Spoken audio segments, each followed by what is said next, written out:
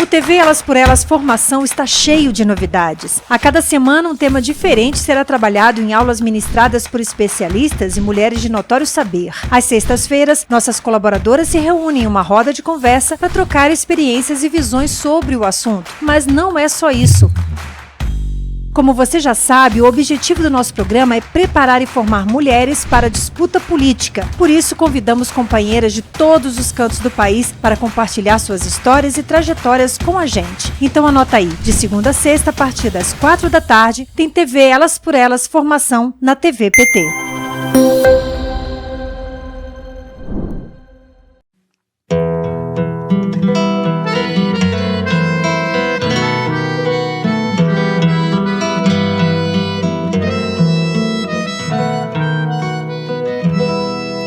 Lugar que é bom pra mim é onde eu quiser estar.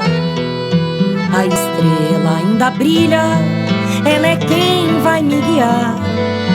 Ser guerreira é minha sina, batalhando pra vencer. Tenho voz pra ser ouvida, tenho sonhos pra viver. Não vão mais conseguir me anular, me calar. Ninguém vai me impedir de cantar e lutar. Seja em casa, no campo, na rua ou na praça. Chega de mordaça, agora eu vou falar.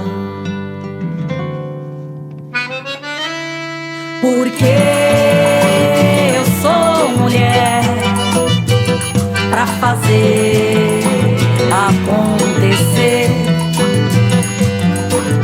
Eu sou uma delas, são elas por elas, ocupando os espaços de poder.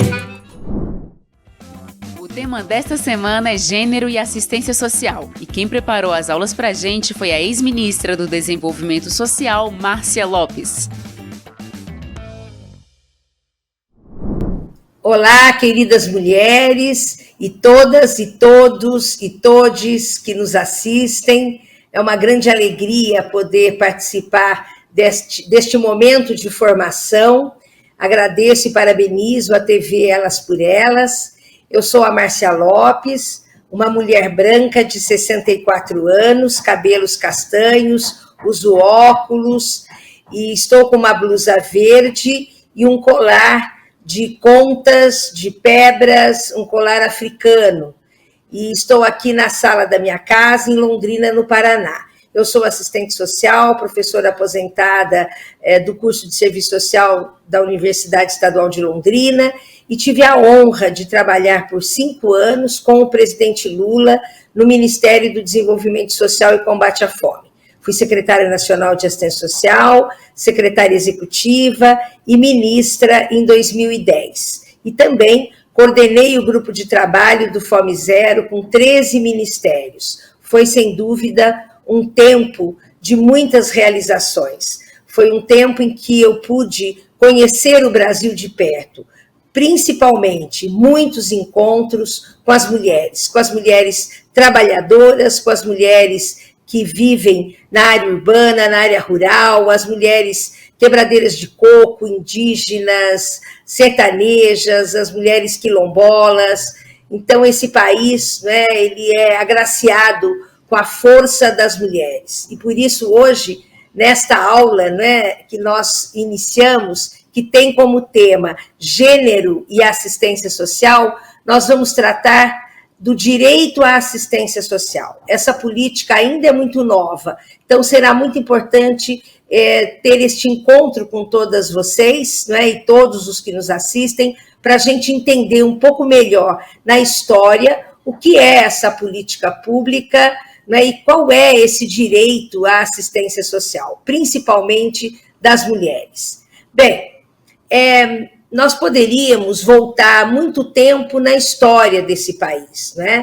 Mas nós vamos, como nós não temos tempo, nós vamos pensar naquele período, naquela década que muitas de vocês se lembram e participaram, que foi exatamente a década de 70, com a emergência dos movimentos sociais. E por que isso? Porque o Brasil, ele já vivia as suas contradições, não é? Sempre foi um país com uma terra maravilhosa, com clima, com um povo trabalhador, com mulheres, né, que sempre foram, ao mesmo tempo, construtoras do seu dia a dia, da sua família, do seu bairro, das suas comunidades, e, ao mesmo tempo, mulheres que sempre foram subservientes. Né? Outras companheiras que aqui estiveram com vocês, a Matilde, a Marilane, a Tereza Campelo, né, foram falando também deste tema, do tema, né, da violência contra a mulher, né, desse processo de machismo, de racismo no Brasil, da realidade do desemprego, da pobreza. E por isso é muito importante que a gente recupere essa história, até para a gente entender o presente e olhar o futuro. E pensar sempre, né? Que futuro nós queremos para nós, mulheres, para os nossos filhos, para as nossas comunidades, para o nosso país. Então, a gente sabe que um país que escravizou o seu povo, como foi o caso do Brasil, sem dúvida, acumulou, né, uma grande dívida social, porque é inadmissível, né, que um país que quisesse ter paz, um país que quisesse ter desenvolvimento, equidade, igualdade, né, tivesse que submeter as pessoas, principalmente negros, negras, os indígenas, né, as piores formas do trabalho humano. E, no entanto, isso aconteceu com o Brasil. Por isso mesmo, a gente, desde aquele período, quando nós tínhamos, né, os senhores, os coronéis, né, que tinham total poder sobre a vida dos outros e principalmente sobre a vida das mulheres, né, nós temos que entender o que acontecia no período e o que foi acontecendo, como nós fomos sendo capazes de mudar esse quadro, de mudar essa realidade. Então, nós vivemos esse tempo, o tempo do Império, o tempo em que as pessoas eram submetidas ao trabalho escravo, já, né, com muito racismo, com muito preconceito, com muita discriminação, porque o capitalismo faz isso, né? Os princípios do capitalismo, eles geram, né, valores que dizem respeito ao individualismo, ao consumismo, né, à própria submissão das mulheres, né, a uma luta de classes, de fato, de uma classe, né, que quer ter cada vez mais poder, dinheiro, né, comando de todo o país, né, e das pessoas nas suas realidades, né, e que visa lucro, independente da vida e da igualdade das pessoas, e uma outra luta, que é a luta dos trabalhadores e trabalhadoras, né, que querem sonhar, que querem ter espaço, que querem participar da construção da riqueza de um país como o Brasil, para justamente poder partilhar, poder conviver com dignidade, né, se sentindo respeitadas e pertencentes. Então,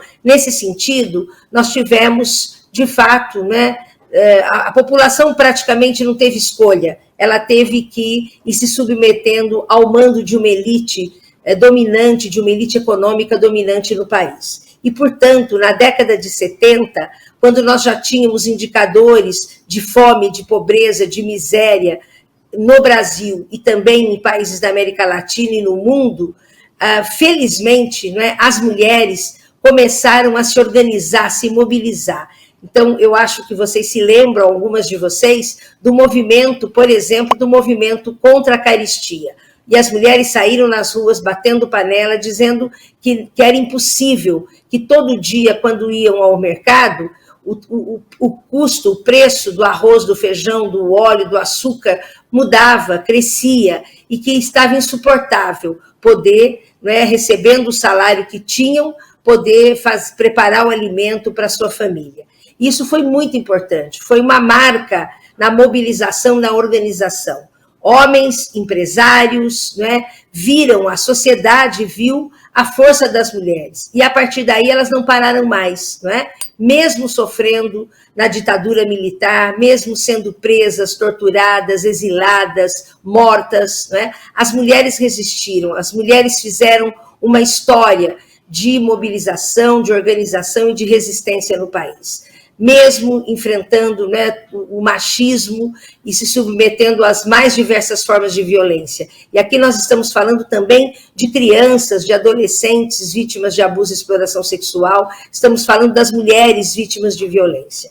E nesse sentido, também, né, as juventudes, as igrejas mais progressistas, os trabalhadores organizados nos sindicatos, né, foram construindo um processo muito importante nessa década a partir de 70, até chegarmos na conquista da nossa Constituição Cidadã, que eu gosto sempre de mostrar, porque, sem dúvida, esse foi um instrumento político resultado das nossas lutas, porque aqui está escrito que todos têm direitos, que todos são iguais perante a lei, não é? O artigo 6º da Constituição, que trata dos direitos sociais. E depois, pela primeira vez, no capítulo da ordem social, do artigo 203 em diante, onde trata da Seguridade Social brasileira. E aí é que eu gostaria, né, de falar, e que é o motivo da nossa conversa de hoje, que é justamente a assistência social como política pública, como política de Estado, que pela primeira vez entra na Constituição como direito de toda a população brasileira, de todos e todas que dela necessitar. Vocês sabem que, historicamente, os governos eles se desresponsabilizaram de uma grande parte da população. Os governos entendiam que os desempregados, as mulheres, as famílias pobres, quem vivia nos lugares mais distantes desse país, tinha que cada um, né, viver e buscar as alternativas da forma como podiam. Inclusive, colocavam para uma grande parte de voluntariado, não é, de entidades não governamentais, a responsabilidade de assegurar a proteção social a essa parte da população brasileira. Mas nunca foi pouca gente, sempre foi muita gente, chegando aí a 50%, 60%, 70% da população brasileira que vivia em situação de pobreza, de desemprego, de falta de acesso às políticas fundamentais, né? Como infraestrutura, como energia, como água, saneamento, né? Como habitação e proteção social mesmo, para ter acesso à renda, a todo tipo de cuidado e de proteção contra qualquer tipo de violência, abandono, em todos os lugares onde essas famílias viviam. E o que acontecia? Como o Estado tinha interesse, não é, nestas famílias, precisavam das pessoas ou para dar voto ou para que essa elite continuasse as suas políticas populistas, não é? De fato, usavam a condição de pobreza, principalmente das mulheres, que tinham um papel fundamental na defesa, na proteção dos seus filhos, na organização da sua casa, na garantia daquilo que era fundamental para as pessoas. E aí, né, nós vimos o que aconteceu naquele período.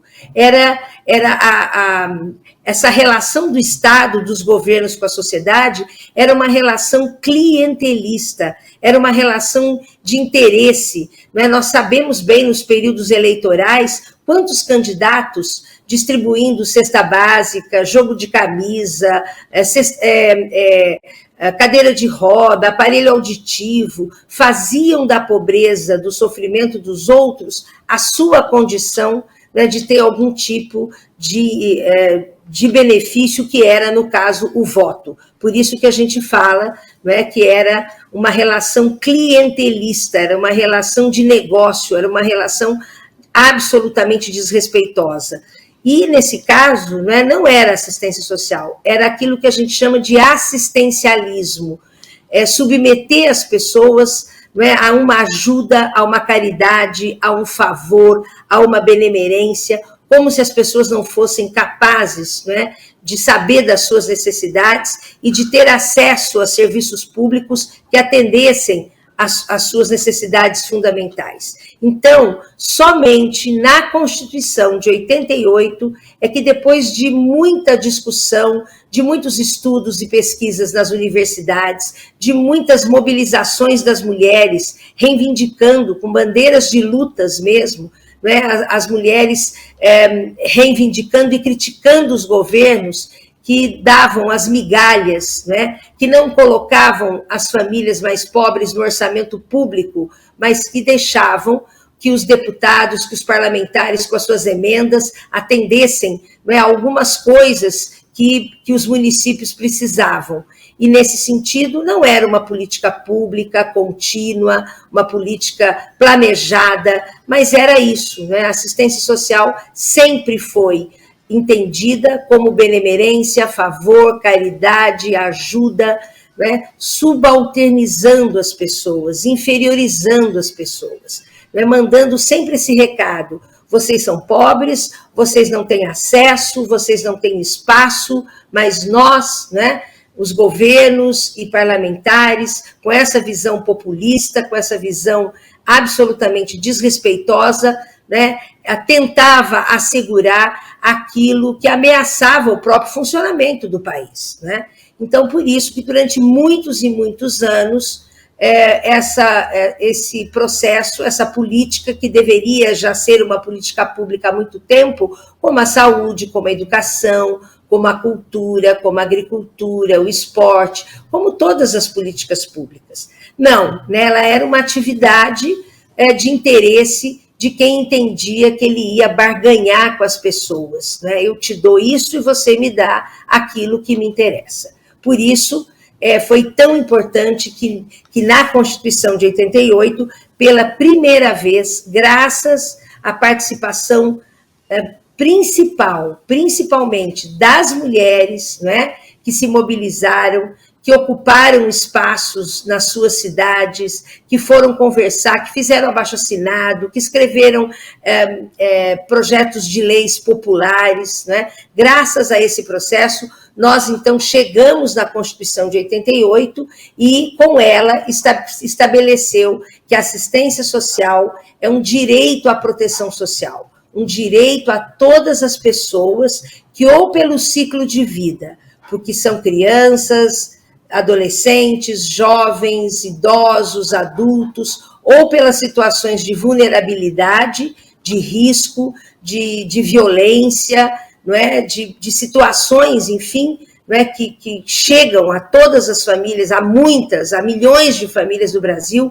Numa próxima aula nós vamos tratar melhor disso, né? A assistência social passa a ser uma política pública integrada à Seguridade Social brasileira, junto com a Previdência e junto com a Saúde. E a partir dessa Constituição é que nós temos a Lei Orgânica da Assistência Social, a lei que explica que a assistência social é direito do cidadão, da cidadã, e é dever do Estado.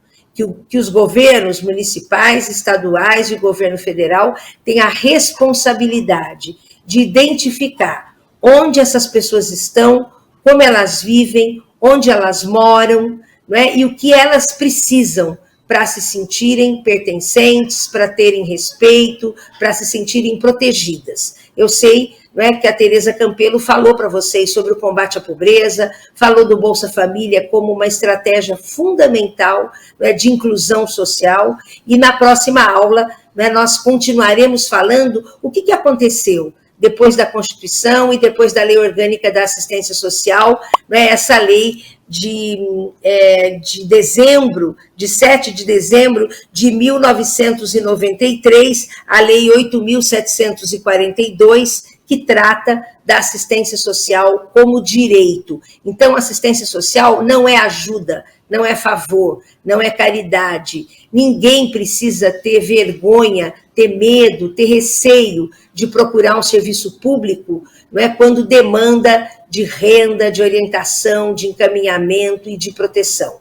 Isso é um direito que todos os cidadãos, cidadãs brasileiros, que nós conquistamos com as nossas lutas. E as mulheres foram fundamentais para isso. Então, nós paramos por aqui hoje, nesta aula, mas vamos continuar para a gente continuar aprofundando esse debate, esse tema que é tão importante. A assistência social, ela integra o processo de desenvolvimento social e econômico sustentável de cada município brasileiro, dos 5.570 municípios, envolvendo área rural, urbana, as comunidades de fronteira, e abrangendo toda a população. Bom, é um prazer estar com vocês e para abordar esse tema tão importante, né? Cumprimento a todas e todos, agradeço pelo convite. Sou uma mulher de baixa estatura, com deficiência visual, rosto arredondado, uso um óculos escuro, cabelo castanho claro e estou com uma camiseta branca, de cor branca, escrita Fórum Nacional dos Usuários do Sistema Único de Assistência Social, e atrás de mim tem uma parede de cor branca. Bom, dentro desse contexto, antes de nós irmos para uma constituinte, antes da Constituição, estávamos no momento em que cada um fazia do seu jeito, né?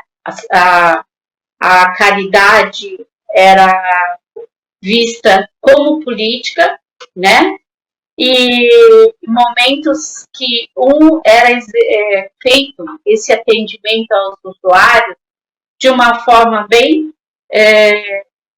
sem um profissionalismo, sem um atendimento que tivesse qualidade, que fosse uma política pública, que tivesse trabalhador. E aí tínhamos momentos em que as organizações não governamentais se destacavam, o Estado era omisso, deixando para a responsabilidade da sociedade civil, né? Aí surge na Constituição de 88 a Seguridade Social, e é um ganho, né? Porque aí vem a educação, a saúde, e nesse momento a assistência social toma força como política pública. E eu acho que esse é o grande marco para nós que utilizamos a política de assistência social. E combina com a Lei Orgânica de Assistência Social. A Lei Orgânica é a nossa carta magna, né?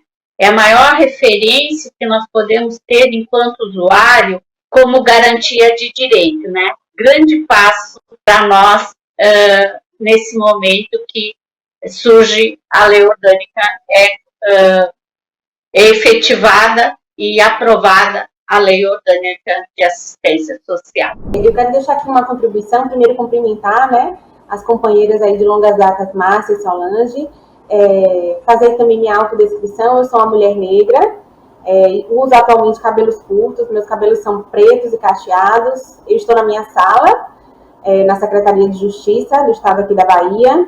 Atrás de mim tem um busto de uma negra com um turbante, para, inclusive, representar o lugar de onde eu venho e de como eu transito. Eu quero deixar uma contribuição não só da minha experiência como gestão, mas também como trabalhadora do SUAS, que já fui. Minha experiência começa no chão do território, e também um pouco do olhar que a psicologia traz para contribuir com a política de assistência social. E aí, nesse percurso, lembrar que o que a gente tem de construção de seguridade social, ela tem um alinhamento com a Declaração dos Direitos Humanos, né? A Declaração dos Direitos Humanos diz lá, desde 48, que toda pessoa tem direito a um padrão de vida capaz de assegurar a si e a sua família saúde e bem-estar. E também fala que toda pessoa, como membro da sociedade, tem direito à segurança social. Então, acho que a gente já traz, incorpora na nossa Constituição o alinhamento com essa Declaração dos Direitos Humanos e reconhece, nesse desenho de seguridade social, os dois principais núcleos de proteção social. Primeiro, a família, e depois a sociedade. Então, a nossa política, a política de assistência social, quando ela se desenha, né, quando a LOAS materializa essa política de seguridade social, ela traz exatamente esse tecido de trabalho, essa matriz de trabalho sociofamiliar, reconhece esses dois principais núcleos de proteção social, né?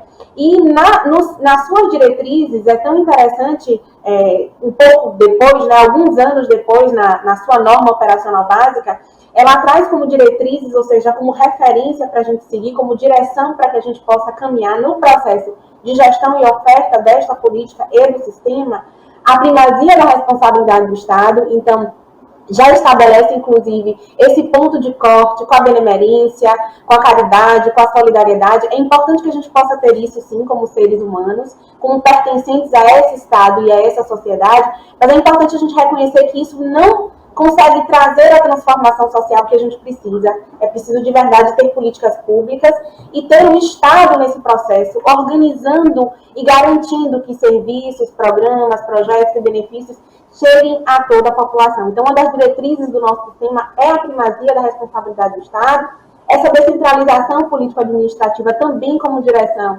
aproximando o serviço de quem precisa, de fato, o município, essa unidade federativa que consegue ter um alinhamento, uma proximidade maior com o seu povo, sendo a referência da oferta e não os estados como eram antes, né? O processo de financiamento partilhado, ou seja, reposicionando estados, União e municípios, os responsabilizando ou nos responsabilizando no processo de manter essas ofertas à população que mais precisa, a própria matricialidade sócio-familiar, como eu já finalizei, a territorialização, e acho que a gente ainda precisa fortalecer essa diretriz, porque a gente ainda não tem serviços, de fato, 100% territorializados. Acho que a gente conseguiu vencer a etapa de implantar em todo o território brasileiro, mas a gente ainda precisa melhor distribuir esses serviços e essas ofertas dentro dos territórios municipais.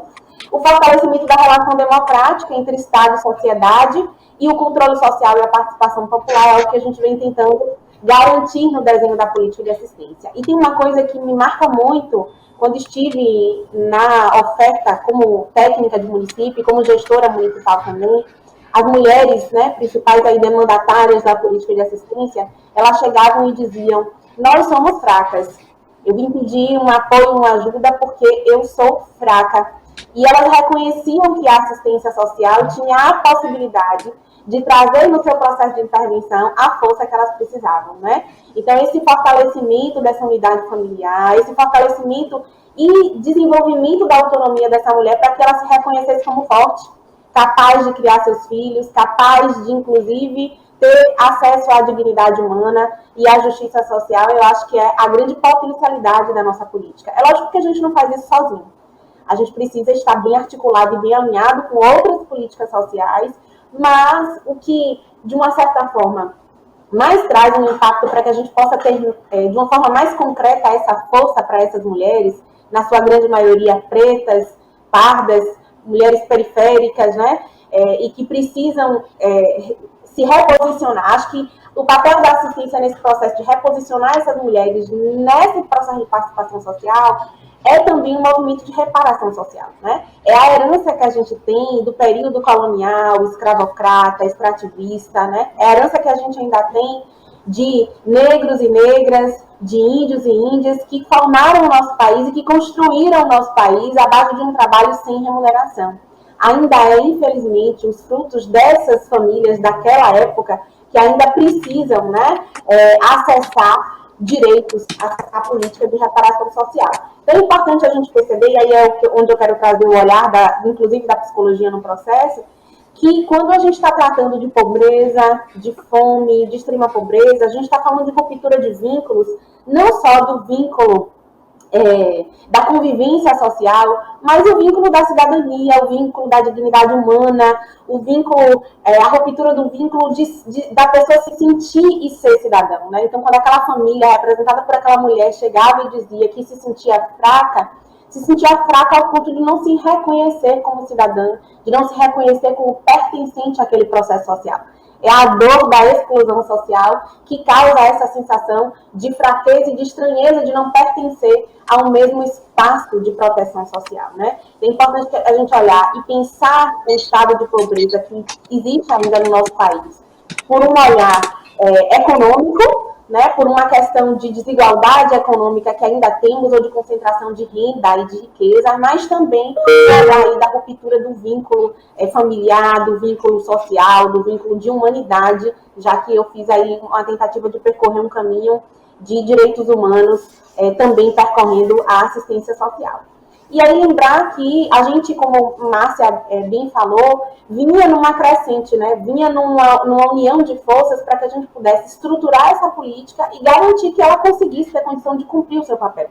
Então, aí de 88 com a Constituição para 93 com a LOAS, ainda precisou muito tempo para que a gente tivesse o desenho da política de assistência social, né? O desenho que a gente tem hoje, de forma territorializada, né, com os serviços, programas, projetos e benefícios, só foi possível depois, inclusive, de um momento de participação social, depois de uma conferência e depois de uma estrutura de governo que reconhecia a conferência como um grande processo e um grande espaço de escuta popular, que foi a conferência aí de 2003, que em 2004 a gente teve o desenho da Política Nacional de Assistência Social. A gente está saindo, ou vai finalizar um processo conferencial agora, em dezembro, com a 12ª Conferência Nacional de Assistência Social, que deveria ser a 13ª, porque infelizmente a gente não teve esse reconhecimento desse espaço democrático há 2 anos atrás, né? A gente teve uma conferência democrática, sustentada por muitos municípios e muitos estados,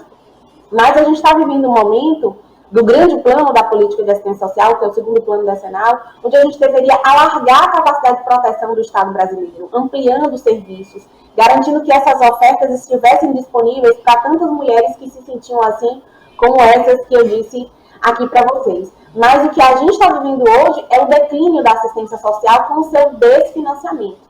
Então, o desfinanciamento dessas ofertas da assistência, inclusive a forma como a transferência de renda hoje está sendo feita no nosso país, de forma tão desorganizada e tão excludente, em vez de incluir mais pessoas que precisam, faz com que a gente fragilize mais essa política e, inclusive, fragilize essa capacidade transformadora que ela tem.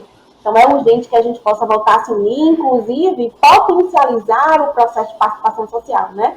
Que a gente possa voltar a ter até aqueles conselhos locais nos CRAS, outrora no antigo MDS, a gente tinha isso como orientação. Se a gente pudesse fortalecer o processo de participação social, tendo conselhos locais, por exemplo, nos CRAs, onde as famílias decidiriam o rumo das ofertas dos serviços. E hoje a gente vê um processo aí de fragilização de participação social, e aí com a fragilização desse processo de participação social, inclusive a força e a voz de tanta gente que precisa. Hoje, quem pode, como Márcia e como diversas pessoas, o nosso secretário aqui estadual também tem feito muito isso, usar os espaços de comunicação para poder falar sobre o que tem acontecido, né? Hoje a gente poderia ter milhares e milhares de pessoas e de famílias reclamando os seus direitos. Então, a participação social, inclusive, tem essa capacidade, é importante a gente voltar a trilhar esse caminho, de devolver aí essa capacidade de fala a essas pessoas, ou reabrir esse espaço de fala para essas pessoas. Eu gostaria agora de sugerir, no nosso último bloco, que vocês comentassem algo que a Márcia nos traz, que é muito importante. Como é que as políticas do governo atual construíram um processo que estava sendo desmontado no Brasil de alienação e de silêncios. Como é que nós podemos superar a alienação, os silêncios, com a participação das mulheres, dos movimentos, de todas as mulheres negras, as mulheres indígenas, as mulheres trabalhadoras, as mulheres que querem trabalhar, que querem se formar, que querem superar situações de violência. E como é que nós podemos, nesse contexto que estamos vivendo, construir políticas que integrem geração de emprego, crescimento, distribuição de renda, as questões ecológicas, o que muitos de nós têm chamado de transição ecológica, e possamos, de fato, apresentar a retomada de uma política de seguridade social, a retomada de uma política de assistência para fazer aquilo que a Márcia colocou com tanta qualidade nas suas aulas, de várias maneiras, que é a superação de todas as formas de violência e a garantia da dignidade humana. A Márcia, em todas as suas aulas, tem isso como núcleo e como centro. E eu gostaria que vocês comentassem isso, considerando os desafios que nós temos daqui para frente, considerando que o ano que vem nós temos eleições nacionais, e é importante que esse debate seja retomado com a qualidade devida. Então, agora eu passo para a Leisa. 3 minutos Então, para a gente conseguir concluir. Certo, eu vou tentar ser rápida, mas é importante a gente perceber o simbolismo que nós temos hoje com o processo de gestão do nosso país, né? A gente tem uma representação simbólica de alguém que não respeita as mulheres, né? E esse não respeito acaba transbordando na forma da condução das políticas públicas, que não propõe um desenvolvimento que caminhe para um fortalecimento de autonomia, que caminhe para que a gente possa participar de diversos processos ou espaços, né? E que, inclusive, a gente consiga, através de políticas públicas, fortalecer esse respeito ao gênero ou à identidade da mulher. Então, é importante a gente conseguir reconhecer, primeiro, esse lugar. Segundo, reconhecer também que, ao passo que a principal forma de a gente ofertar a política de assistência social são serviços que são fortalecidos por programas, projetos, a gente está vivendo um momento, no caso da assistência social, de inversão dessa forma de oferta, em que o programa ele tem um lugar diferenciado dos serviços. E que, na prática, hoje, alguns programas, como o Programa Primeira Infância no SUAS, vêm disputando com os serviços.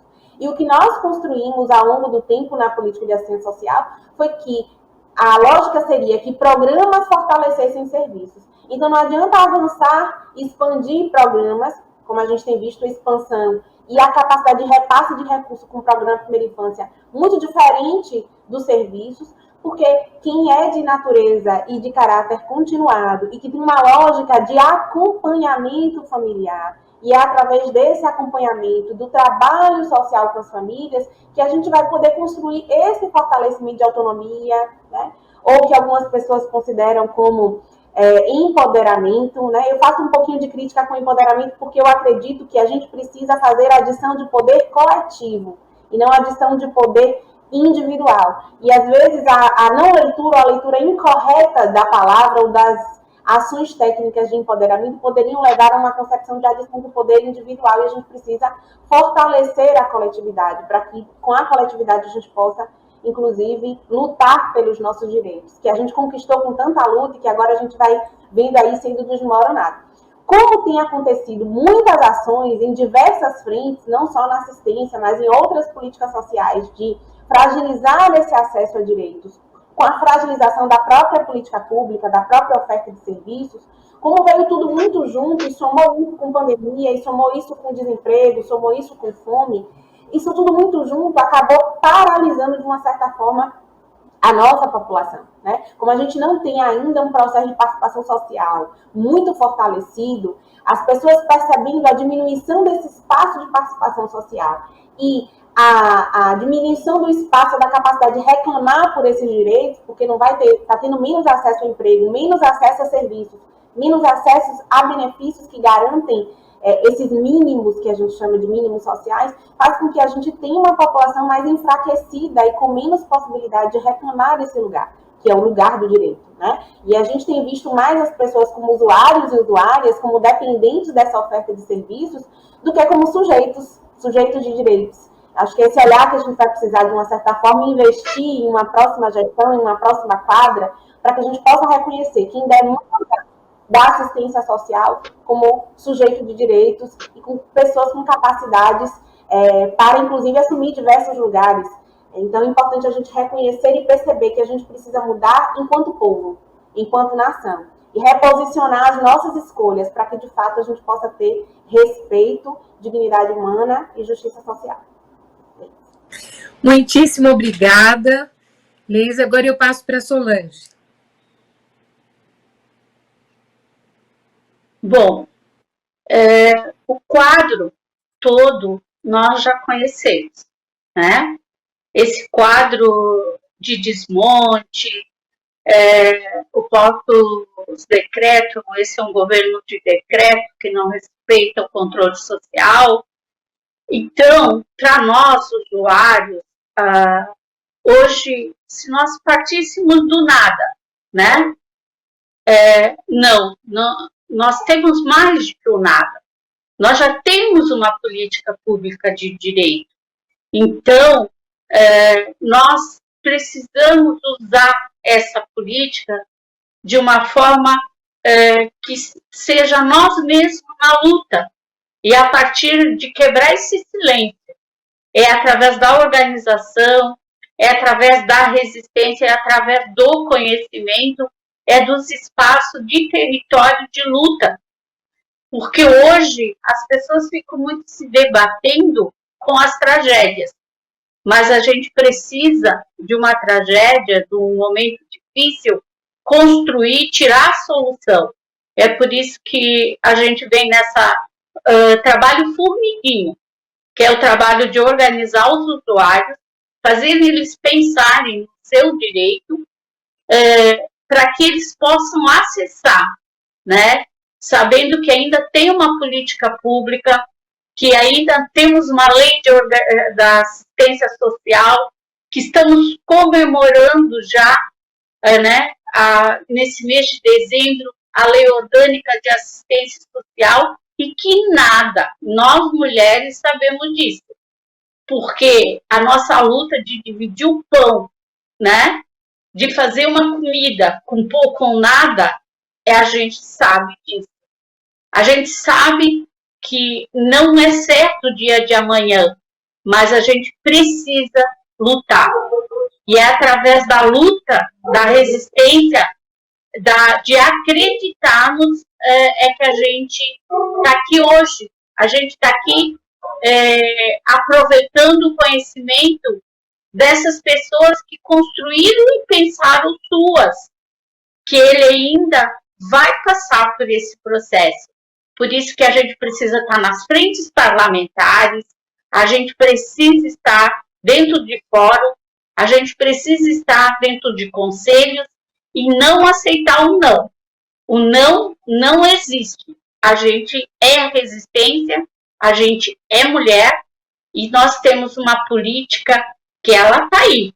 Claro que ela não é aquilo que nós queremos, mas se nós nos calarmos, a gente não vai vencer esse espaço que foi nos colocado de negação.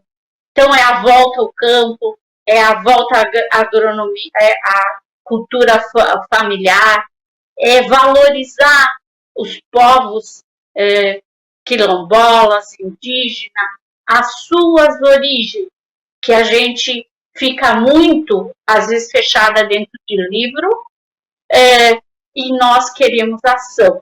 A gente precisa agir, porque já está escrito no papel. Agora é fazer que isso se torne realidade. E a realidade se faz construindo unidas e com espaços públicos como hoje. Hoje que a gente está fazendo nesse momento, né? Um momento de aprendizado e divulgando conhecimento.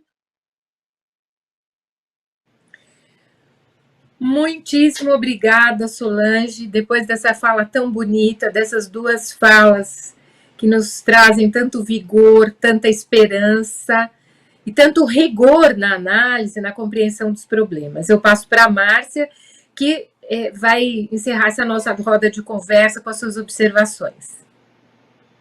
Muito obrigada, Selma, pela mediação dessa roda de conversa. Parabéns mais uma vez ao projeto Elas por Elas.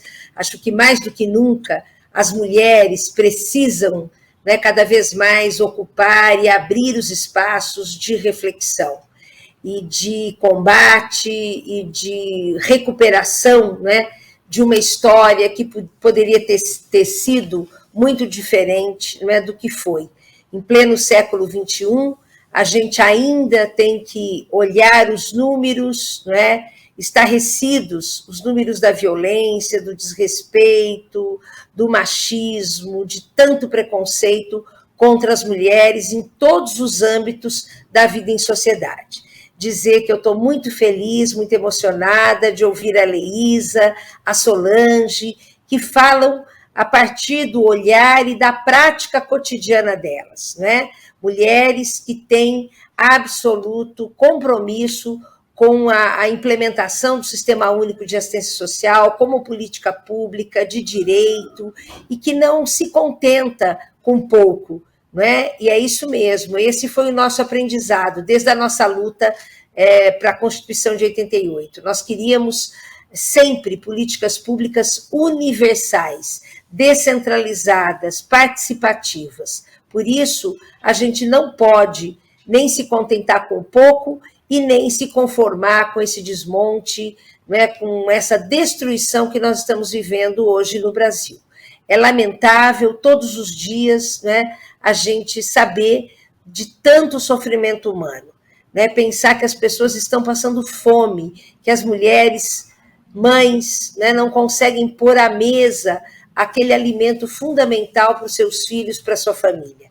Quer dizer, isso é inadmissível num país que produz alimentos para assegurar para toda a população brasileira e ainda para exportar os alimentos. Então, acho que eu não tenho dúvida que essa é a maior tragédia humana que nós estamos vivendo nesse momento. E é muito triste ver um governo federal, né, que acha que as coisas estão na sua normalidade. Ver os próprios representantes do Ministério da Cidadania, né, falando como se as coisas estivessem tudo bem, né? E também o nosso legislativo. Eu reputo que o Congresso hoje ainda é um espaço que tem que receber a nossa pressão, né, a nossa mobilização, porque eles representam o povo brasileiro.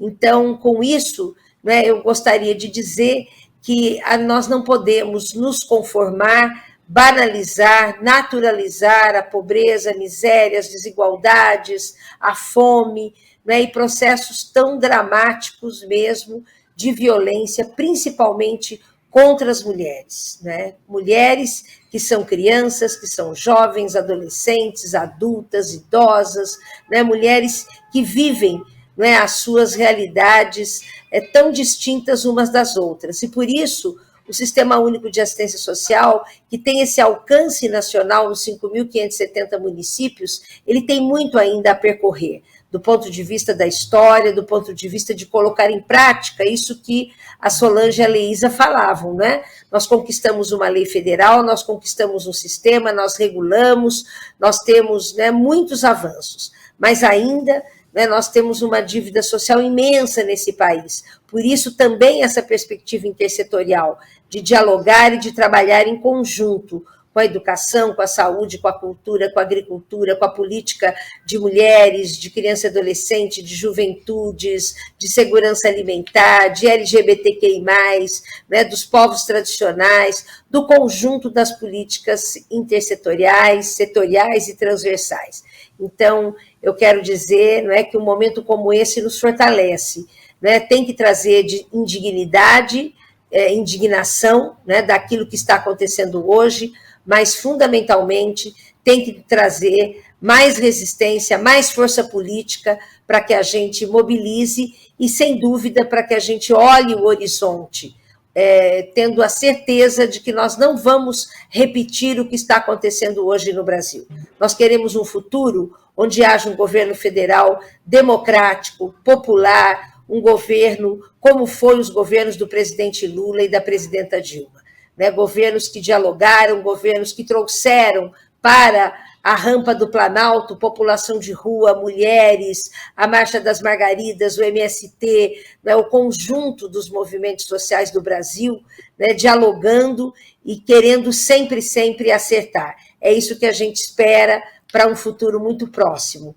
Então, muito obrigada pela oportunidade de estar aqui com vocês, né, com essas três mulheres, Solange, Leísa e Selma, né, que tem compromisso, de fato, com um país que pode ser para todos e todas e todes, né, um país que pode ser, que que já foi muito mais democrático e popular, e é isso que a gente espera, né? Então, um grande beijo para todas vocês, para todas as mulheres, né, que assistem e participam desta iniciativa tão importante. Um grande beijo.